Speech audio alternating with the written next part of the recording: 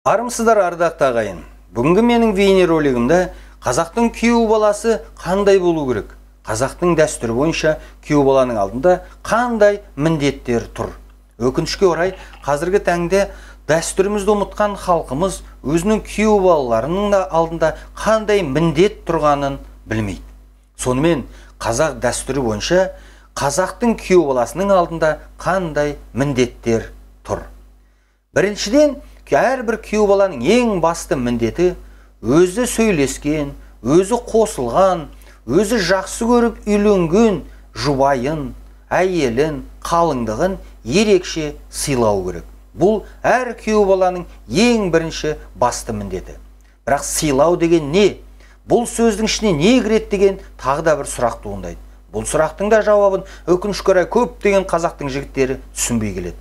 Ендеше түсінбейтіндерге айтарым, өзіңнің жарыңды, өзіңнің қалыңдығыңды, әйеліңді сыйлау деген, оның жүрегін жаралайтын ауыр сөзді айтпау, тіл тигізіп боқтамау, қол тигізіп мүлдем сабамау, өтірік айтпау. Осының барлығы күйеу баланың алдында тұрған бірінші міндет. Ары қарай күйеу баланың алдында тұрған екінші міндет, ол өзінің қайын атасы, енесі және де басқа да қайын жұртындағы туыстарын міндетті түрде ерекше құрмет көрсетіп сыйлау. Тіпті өзі үйленгеннен кейін ең бірінші рет қайын жұртына барған күйеу бала қайын жұртындағы туыстармен танысқан кезде міндетті түрде басын иіп сәлем беруге тиісті. Өкінішке орай, көптеген күйеу бала бұны да жасамай келеді. Келесі, күйеу баланың қайын жұртындағы міндетті түрде орындайтын келесі міндеттері бар. Мысалы, қайын атасының көлігіне міндетті түрде мінуге болмайды, қайын атасының киімдерін киюге болмайды. Өкінішке орай, қазақтың бүгінгі жігіттері өз-өздерін намысты қазақтың жігіттеріміз деп атай жүрсе де, бірақ қайын атасының көлігін міну, қайын атасының киімін киюде ешқашан намыс деп санамайды. Бірақ қазақтың дәстүрі бойынша нағыз қазақтың күйеу балалары қайын атасының көлігін, атын мінбеген, киімін кимеген. Келесі айта кететін тағы бір міндет, қайын атасы мен қайын апасының төсек орнына күйеу бала ешқашанда отырмаған. Бұл әдепсіздік болып саналады. Келесі, қайын жұрты аталатын туыстарынан ешқашанда жоғары дастарханға күйеу бала орналаспаған. Күйеу жігіт қайнаға, қайынбеке, қайын ата немесе енесінен жоғары дастарханға отырып алса, бұл әдепсіздік, тәрбие көрмегендік, көргенсіздік болып саналған. Әр қарай тағы айтатын болсақ, күйеу бала ешқашанда қайнағасы мен қайынбекесіне, қайын атасы мен енесінен кем құрмет көрсетпеген. Әр қазақтың күйеу баласы үшін қайын атасы мен қайын енесі қандай құрметке лайық болса, қайынбекесі мен қайнағасы да тура сондай құрметке лайық деп есептелген. Қайынбекесі мен қайнағасына нағыз қазақтың күйеу баласы ешқашанда орынсыз қалжыңдамаған. Ал енді өзінің әйелінен жасы кіші інілері мен сіңлілеріне күйеу бала балдыз ретінде қарап, міне олармен қалжыңдап, ойнап, еркелеуіне рұқсат етілген. Сонымен қатар, күйеу баланың тағы да қалжыңдасатын адамдарының бірі ол өзінің бажалары, яғни бір отбасының қыздарына үйленген жігіттер. Төрт аяқты да бота тату, екі аяқты да бажа тату деген мәтел осы бажалардың арасындағы қалжыңның қандай бір керемет деңгейде болғандығын, бажалар бір-бірін әрқашан қолдау керек екендігін айқындайды. Ал енді тағы да ары қарай кететін болсақ, қазақ дәстүрі бойынша қайын жұртта той, жиын, ас немесе өлім болған кезде күйеу бала қазан ошақ басында отын жарып, от жағып, үлкен самаурынға шай қайнатып, кей өңірлерде ет асып, етті бөлшектеу сияқты қызметтерді атқарып отырған. Өкінішке орай, бүгінгі таңда күйеу балалардың самаурын жаққанын, ет асқанын, немесе қазан ошақтың басында отын жарып отырғанын көрмейміз. Шәнейіп барлықтары төрде отырып алады, құда секілді. Бірақ қазақтың дәстүріне бұл жат нәрсе. Ал енді келесі, қайын жұртында өлім болғанда күйеу бала зират басына бармай үйде қалады. Оның басты мақсаты қайтыс болған адамның жатқан жерін жинап, артында қалған босағасы берік болсын деген ниетпен табалдырығына шеге қағып отырған. Тағы да күйеу бала туралы айтатын болсақ, қазақ дәстүрі бойынша күйеу бала қайын жұртының үйінде ешқашан бата бермеген. Бұл әдепсіз тірлік деп есептелінген. Мейлі жасы үлкен болса да, күйеу бала өзінің қайын жұртында ешқашан дастарханға бата бермеген. Себебі оның елі басқа, руы басқа.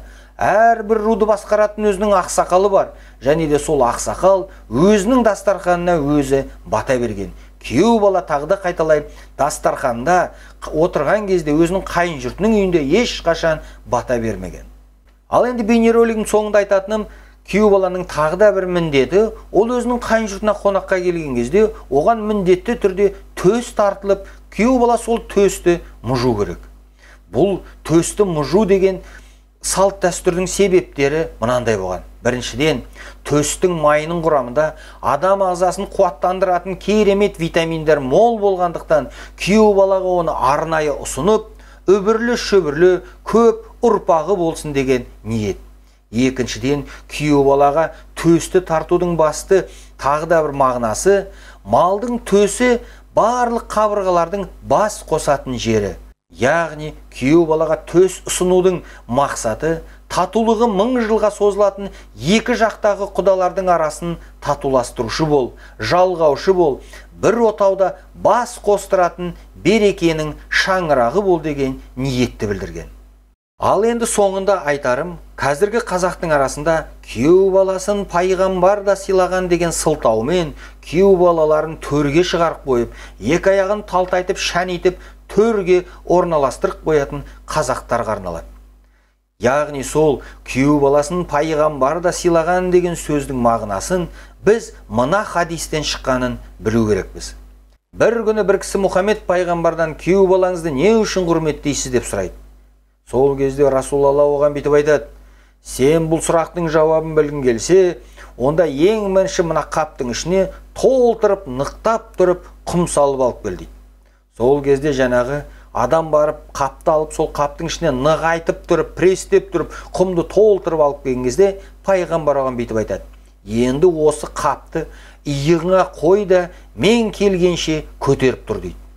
Қапты жерге түсіруге болмайды деген шартты тағы да қосымша айтады. Сонымен әлгі кісі қапты көтеріп иығына салады да: жарайды пайғамбар, сені тосам дейді. Сонымен түс болады, пайғамбар жоқ. Кеш болады, пайғамбар әлі жоқ. Өзі құлайын деп бара жатқан кезде әлгі кісінің қасынан бір жас жігіт өтіп бара жатады. Сол кезде әлгі кісі жас жігітке қарап: о інім, мына қапты көтергенге көмектесіп жіберші дейді. Сол кезде әлгі жігіт: мен бұны не үшін көтеруге тиіспін дейді. Сонда әлгі кісі: ақысын төлеймін дейді. Сол кезде жаңағы жас жігіт: ақысына не бересің дейді. Сол кезде әлгі кісі: не сұрасаң да беремін дейді. Сол кезде жаңағы жас жігіт қапты өзінің мойнына салады да әлгі адамды демалтады.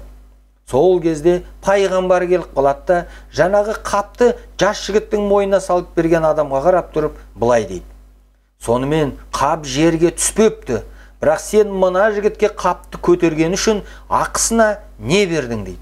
Сол кезде әлгі адам тұрып: мен бұл жігітке сіз келгенше қапты көтеріп тұрса, ақысына не сұраса да соны беремін деп уәде еттім дейді.